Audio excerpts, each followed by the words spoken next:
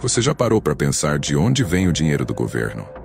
Como é possível que, sem produzir absolutamente nada, o governo brasileiro consiga gastar bilhões e mais bilhões todos os anos, enquanto você, cidadão comum, luta para pagar as contas no fim do mês? E o pior, o que temos em troca desses gastos astronômicos? Hospitais em estado de calamidade, escolas caindo aos pedaços, ruas esburacadas, quando não, uma segurança pública que falha em nos proteger. A cada nova crise política, o governo surge com a mesma desculpa. Estamos trabalhando para o bem da população. Mas será mesmo que esse dinheiro todo que eles arrecadam, sim, arrecadam, que o governo não gera riqueza, só retira, é utilizado da forma correta? A sensação que temos é de que estamos sendo explorados, obrigados a financiar uma máquina pública inchada, cheia de privilégios para uma pequena parcela da sociedade, enquanto os trabalhadores carregam esse peso nas costas, sem ver nenhum benefício real.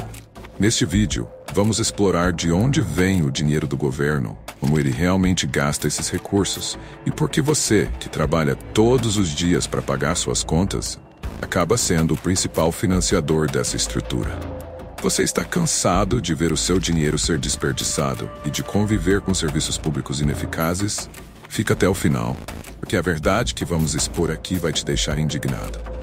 Você vai entender que, apesar de não produzir nada, o governo consegue gastar uma fortuna, e pior, sem trazer retorno real para a população.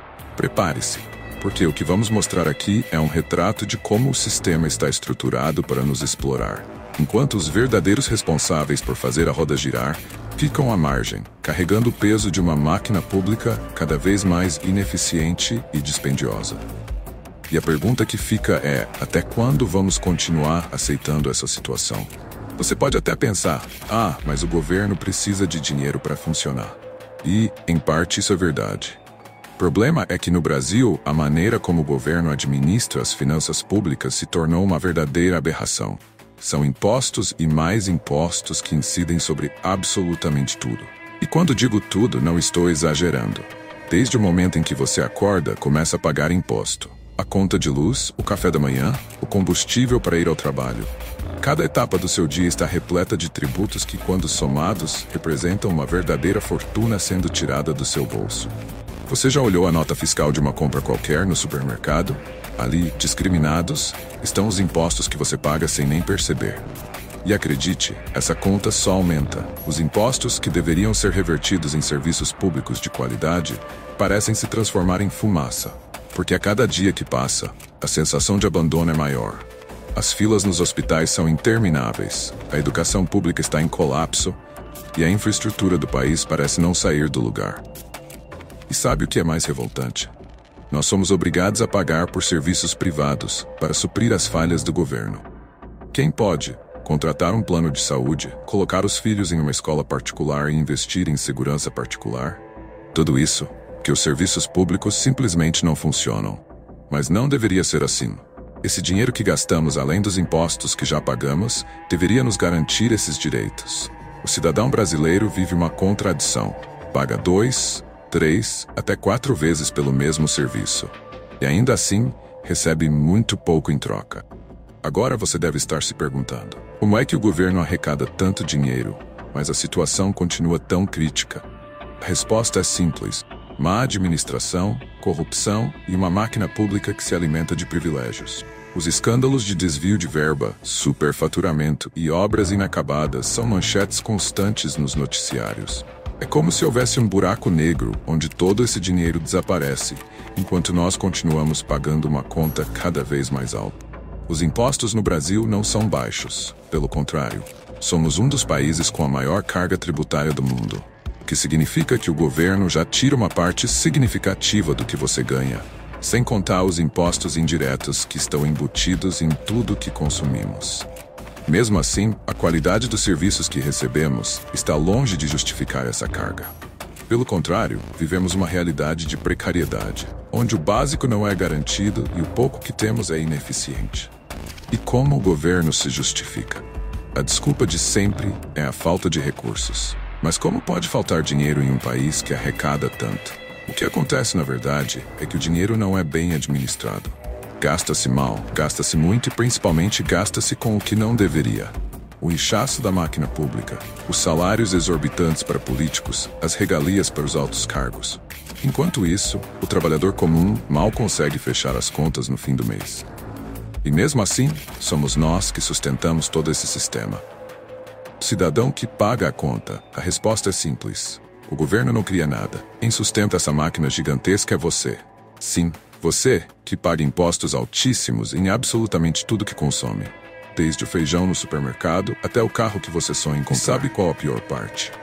Todo esse dinheiro vai para o governo e, em troca, recebemos serviços públicos precários, hospitais lotados, escolas sucateadas e estradas esburacadas. O governo federal, estadual e municipal vivem daquilo que você produz. É uma verdadeira máquina de arrecadar. E claro, o maior peso dessa conta recai sobre o trabalhador comum, aquele que já está sobrecarregado com contas de casa, aluguel, escola dos filhos, plano de saúde. Isso quando consegue pagar por um. Afinal, quem confia nos serviços públicos? Os impostos que sufocam a cada produto que você compra, uma fatia considerável vai para os cofres do governo. Os impostos são a maior fonte de receita. Pegue o imposto de renda, por exemplo. O trabalhador já vê uma boa parte do seu salário ser arrancada antes mesmo de cair na conta. E quanto mais você ganha, mais você paga. O argumento do governo é que o imposto de renda é progressivo e ajuda a redistribuir a riqueza. Mas na prática, o que vem tem inúmeros meios de escapar da mordida fiscal, enquanto a classe média é esfolada até o último centavo. O ICMS, que incide sobre a circulação de mercadorias, é outro imposto que pesa no bolso do cidadão. Cada vez que você abastece o carro, compra um eletrodoméstico ou até mesmo um simples item de supermercado, o governo está lá, pegando sua parte. O problema é que, ao contrário do que nos prometem, esse dinheiro não retorna em forma de melhorias significativas na nossa qualidade de vida. Contribuições e taxas. Custo de viver no Brasil.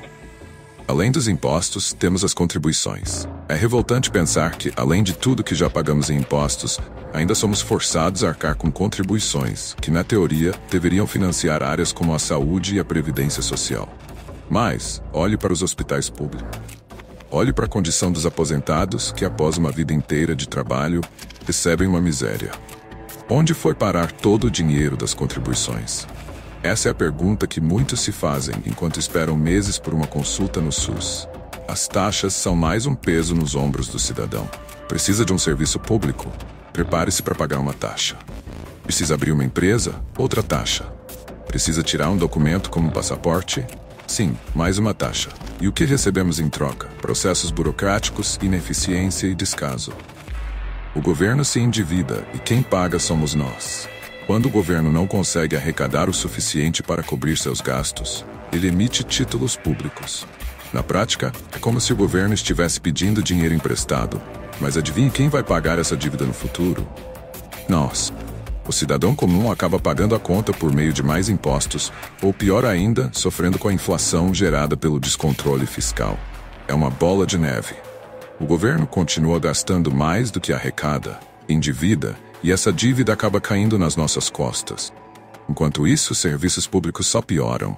Não é raro ver o governo gastando milhões em áreas que pouco ou nada beneficiam a população, como a manutenção de privilégios políticos, enquanto setores essenciais ficam à míngua. Recursos naturais e concessões. Quem realmente lucrando? Outro ponto que merece ser questionado é a exploração dos recursos naturais. O Brasil é um país riquíssimo em petróleo, gás e minérios. Mas você já se perguntou por que essa riqueza não se traduz em benefícios reais para a população? As empresas privadas que exploram esses recursos pagam concessões ao governo. Mas onde está esse dinheiro? Por que não vemos isso revertido em melhorias na infraestrutura ou no bem-estar do povo? As concessões de rodovias, aeroportos e outros bens públicos também são um negócio lucrativo. Para quem? Certamente não para o cidadão. Paga pedágios caríssimos para transitar em estradas que muitas vezes continuam em péssimo estado. A ilusão das transferências internacionais. O governo brasileiro também recebe recursos de instituições internacionais, como o FMI e o Banco Mundial. São empréstimos ou acordos de cooperação que, supostamente, deveriam financiar o desenvolvimento do país. Mas na prática, esses recursos são muitas vezes mal aplicados ou utilizados para tapar buracos financeiros que a própria má gestão do governo criou. E mais uma vez, a conta final cai sobre a